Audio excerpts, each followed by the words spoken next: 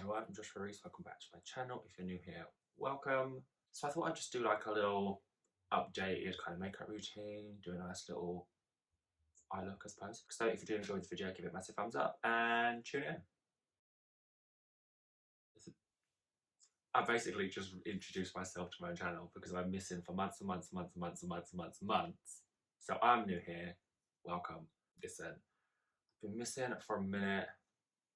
Life is what it is. I am shooting this kind of differently, so I'm actually using my iPhone. I've got all my lights on and whatnot, and this to potentially use like a microphone. Don't know how this is going to pan out whatsoever because I've never filmed a YouTube video on my iPhone before, so this is all very new, very scary. If it works, it works. It doesn't. But the reason why I'm doing this is because I actually filmed a video 2-3 days ago, and where I hadn't like used my camera or anything for so long, I forgot what settings or what, this, that and all the rest, and I went to edit it and it was actually awful. It looked like I belonged in a Western. It was absolutely vile. So I have already gone in and done my skincare and filled in my brows. This will be a mixture of like some new products I'm absolutely loving and some of my like old faithfuls. I just thought I'd kind of combine the two, and I mean, I wouldn't say see how we go, but I know how they go, so it is what it is. But for primer, I'm going to take the Collection Primed and Ready Mattifying Pore Minimizing Primer. This is one of my absolute faves in the whole wide world. I just love it. With this, it's not greasy, it's not silicone-y, it's not anything like that. It just does what it says on the tin, and I love it very much. I'm going to be going in with a new foundation today, which is actually sent to me. This is the YSL Beauty Touche Éclat Le Ton. I don't know how to say it, I'm not going to bloody embarrass myself. In the shade Beauty 40. I am tanned. I'm a bit more tanned than I have been, so hopefully this will work. So I'm just taking that on a Peaches and Cream, I don't know, PC19 brush. That's not too bad.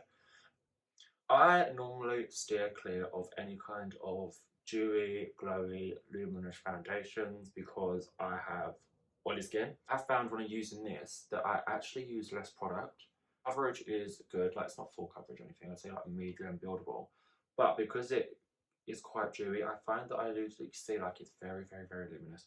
I find that I use less of it, which is obviously a good thing for my skin to breathe. It means that the product itself lasts a bit longer, as in the tube thing. I have actually been loving the foundation. Obviously I do powder it down and matte it down, kind of defeats the object, but I do like the finish, I do like the colour, and it's quite rare for me to find foundations that do match my tanned state, shall we put it, like my fake tan state, because my fake tan either goes one of two ways: it's orange or it works. So I kind of am always in between when I've got like darker foundations, unless it's like a natural tanned coloured one. This, they actually done quite well in terms of the shade for matching while I am tanned, so that is definitely a win. So that is the foundation laid. Like you see, it's very dewy, it's very luminous, it has a really nice finish to the skin, it's very skin-like, and the coverage is good enough for me to like wear. Words. So the next product I'm going to go in, I'm just going to like cream contour, cream bronze, whatever you want to call it, is the Blush Bronzed Edition ones made by Mitchell. This is in the shade Caramel Chisel. So I never used to enjoy cream bronzer, cream blush, cream, well, that's about it. But then I started using the Huda Beauty Tantour quite often, and it became an absolute obsession of mine. And then when I saw these, well, oh, let me give these a go now that I'm kind of onto the whole cream blush thing. And well, I mean, I'm wearing it, so obviously not all bad. I do really like it. It's like cream to powder finish, so it does dry down, but it doesn't dry down too quick, so you've got plenty of time to kind of work your magic and blend it in and buff it in, and it is actually quite stunning. So my holy grail, that word, grail of concealers, always and forever, are the Collection Lasting Perfection concealers. I just can't, they're my absolute fave in the whole wide world. So I go with two shades. I think I've always done this, I'm not too sure, but I go in with the shade 4 Extra Fair on the inner portion, like I'll then blend that out, and I do that with the same brush that I use the foundation with. I kind of have gone off the whole beauty sponge, beauty blender thing. I used to be kind of anti brushes, and now it's like the opposite, because I find that with the brushes you get such an better kind of like seamless blend of the cream products, liquid products, whatever you want to say it, as opposed to the sponge. So this is the shade 6. So I just take some on the corner of the eye, just underneath where I put that cream contour, and my tiny itty bitty forehead. Don't come for me.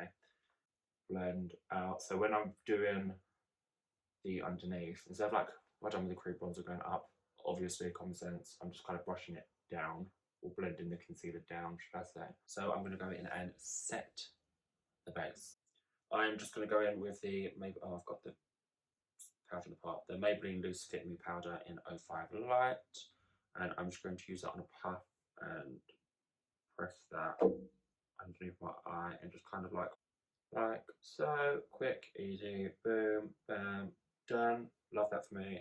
Abracadabra. And then I'm going to go in next with the Vitamin Babe setting powder. This is a loose setting powder from the Beauty Crop. I'm actually running out of this. It's my favourite setting powder in the whole wide world. You can get it in Superdrug if you're in the UK. It's absolutely beautiful. It gives you an almost like airbrushed finish to the face, and I just literally like just pound that into my skin. I have oily skin, so kind of extra set. Oh my god, the noise. So I kind of like extra set, hence why I use so much powder. Otherwise, I would just be an absolute caked mess, which, to be fair, probably happens 99% of the time, but in my head at the beginning, it doesn't work like that. So there we have it. Quick, easy, boom, bam, fabulous. Right, so it's done. As you can see, like with all the powdering down, there's still like slight little bits of definition, so I'm going to put the cream contour down, but it's not enough for me. So we are next going to go in with the Cheerleaders Bronze Cheek Palette from Benefit. So I just go in with the Hula shade in the corner, and where I've already put that, we'll just kind of like re-intensify by stamping the colour on and up, as opposed to swirling, because that would disrupt the base. And obviously always blend up, and then just kind of like the outer perimeter, the perimeter is the outer now, section of the forehead. So for bronzer, my good old faithful, my absolutely fantastic Fenty Beauty. This is the Sunstalker bronzer in the shade Shady Beers. And again, I take this on a like small fluffy brush. I only recently started doing it on the small fluffy brush as opposed to my stippling brush, because you can focus on where you actually want to lay the powder, as opposed with the stippling brush, you just kind of get like a big sweep of bronze. And next, we're going to go in with some blush. I really should get another one of those smaller brushes to concentrate my blush a bit more, because I go in with like a blush brush, which obviously quite full. So I'm going with the Lunar Beauty Moon Prism palette, and I go in with the shades Twilight and Pink Moon. So these first two shades here. I just kind of flip between the both, and then just kind of pat it on and above where I laid that bronzer. Trying to put more of it towards the temple, just to again emulate that look of a lift, as opposed to. I'm doing this video so well because I'm actually recovering from a broken hand. So I broke my wrist and two of my knuckles, and it's my first week not being in my splint thing, and I'm actually surviving. It's still obviously quite sore and painful. There's still some swelling. It's still not fully healed, but this is actually okay.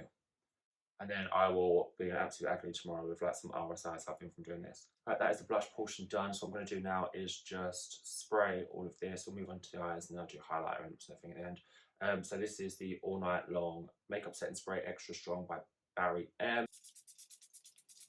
So I use this one, or the Urban Decay All Night, I think that's what it's called, setting spray. But that was the one that was in my little case right here.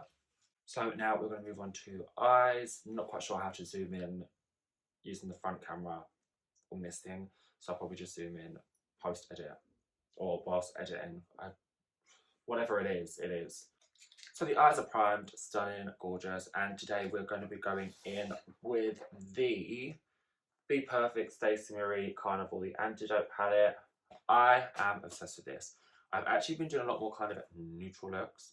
Who am I? So like smoky eyes, like the brown neutrals and whatnot for events and stuff like that.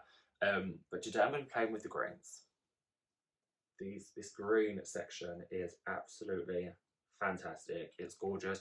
I'm surprised I haven't gone into the green bit yet because greens are just my greens are just my life, but here we are. I'm going to be doing it today. Super excited. First what we're going to do is we're going to go in with deepest greenest shade here. Deepest greenest, the deeper green shade, deepest green shade, whatever, called the Antidote. And I'm just using it on a small fluffy brush. And I'm going to kind of like just stencil out where I want that colour to go. I have also changed the way I do eyeshadow now. I go darker to lightest, which I never used to do because I never used to get on with it. I used to hate the idea of having to blend it all and it was all a mess and it was this, it was that, but I've grown up a lot. Right, so that is just kind of like mapped that out. And then I lightly kind of soften the edge of that. Like so. And then I'm going to go back in and kind of re-intensify that moment. There's a lot of obviously back and forward reworking of the shadows as always. I'm going to try not to be so in depth and what. So I'm next going to go in with this shade here called Moss, which is like, I don't know, it's almost like I don't say acid green, like a moss green. But I do want this to be like really green. So I'm going to use that and then just tickle that half on, half off like I did with the bronzer situation and just use that to buff out the darker shade.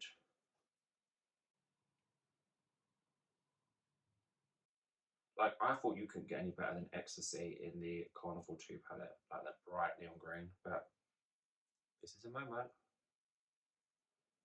Definitely a moment.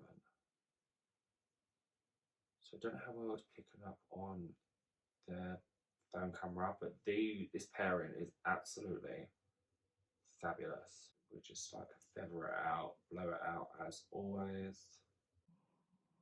Oh, what a beautiful colour combination. Actually stunning. This brush is kind of like slightly bigger than my first brush, but because I have quite little lid space, I can't go too in between the two brushes, otherwise you just don't see any gradation between them. So what I'm going to do is go in with the shade Sable just here, and I'm going to use that to lightly kind of fill in that gradient between the first and second shade. So where this has kind of almost created a transition shade for me, I'm just going to intensify it with this, if that makes sense. Tickling that on the, well, I suppose the half on, half off of the two.